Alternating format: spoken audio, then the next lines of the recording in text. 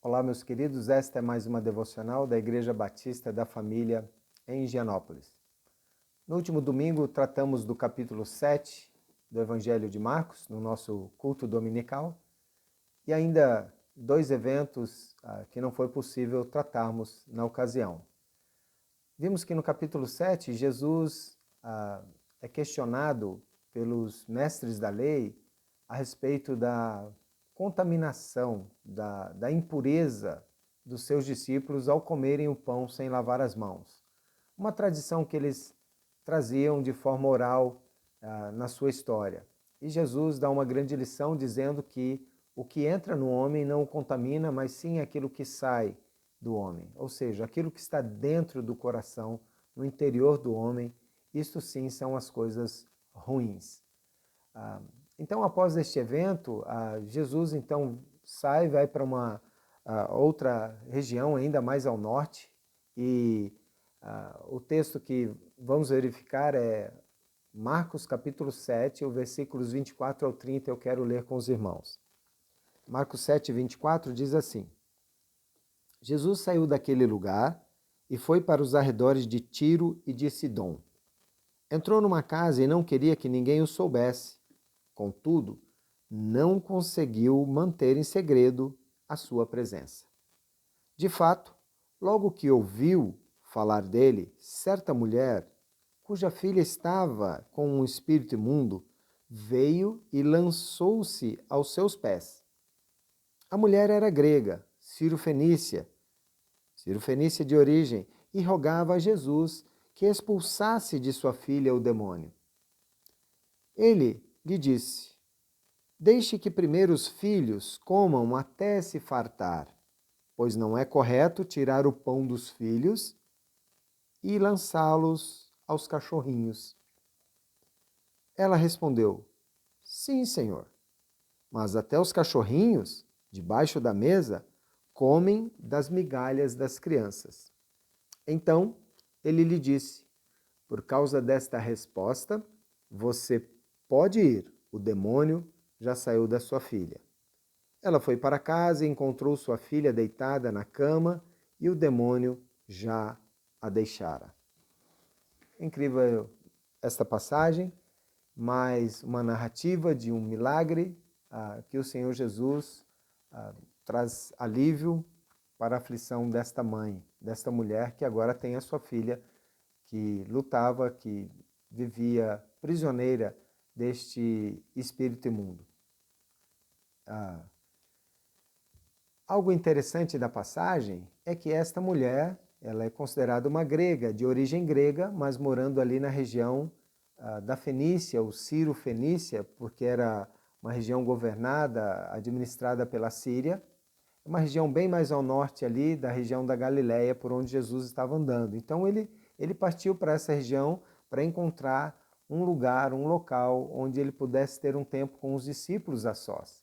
Porque vocês perceberam que as multidões, cada vez mais, o seguindo, e ele alimenta uma grande multidão, nós já vimos isso vai acontecer novamente, mas ele quer um tempo apenas com seus discípulos. Mas parece que nada adiantou eles chegarem ali de maneira silenciosa, a notícia já havia espalhado, as pessoas já sabiam a respeito de Jesus e o que ele estava fazendo, e esta mulher com muita fé, diante da aflição que ela vivia, percebe que esta é a única oportunidade dela se livrar desta grande aflição que atormentava a sua filhinha. Então ela descobre a casa em que Jesus está, isso numa região, vamos dizer, um pouco mais pacata, ou talvez numa cidade, é fácil saber, né? As pessoas, os viajantes, enfim, não sabemos como ela descobriu, mas ela chega até a casa onde Jesus está. Na passagem paralela, lá em Mateus capítulo 15, temos mais algumas informações adicionais do acontecido, porque no primeiro clamor que esta mulher faz, o Senhor Jesus não responde nada a ela. E então os discípulos ficam incomodados e falam para Jesus: o Senhor quer que a dispensemos, que a mandemos embora? E então ela implora o seu pedido, o seu clamor novamente ao Senhor Jesus, chamando-o de Senhor. No texto de Mateus fala, Senhor, filho de Davi. E isso é muito incrível, porque no Evangelho de Marcos é a primeira vez, e basicamente a única vez, em que Jesus é chamado de Senhor, apontando tamanha a fé que esta mulher tem, já reconhecendo Jesus como o Senhor. E ela se prostra, ela se joga aos pés de Jesus, mostrando uma verdadeira humilhação, ou um sentido de humildade, mostrando o quão dependente, o quanto ela precisava da ajuda dele. Que clamor! É assim que devemos nos achegar, nos lançarmos aos pés de Jesus, neste aspecto figurado, mas nos colocarmos de joelhos sempre, demonstrando a nossa rendição, a nossa dependência, a nossa humilhação diante do nosso grande Deus. Ele conhece o nosso coração, Ele sabe das nossas aflições, por isso precisamos nos colocar nesse sentido em humildade perante Ele. E muito inusitado a resposta de Jesus, quando Ele diz para ela que não é lícito, não é correto tirar dos filhinhos, dos filhos, para dar a comida aos cachorrinhos. E Ele está se referindo ao povo de Israel. Ele está se referindo aos filhos de Israel. Ele veio como um Messias para o povo de Israel. E logo não seria lícito ele voltar a sua atenção para outras etnias, no caso. Que, na verdade, isso não é para sempre, porque a gente sabe que o propósito do Senhor Jesus é que o Evangelho, através dos discípulos, iria se espalhar.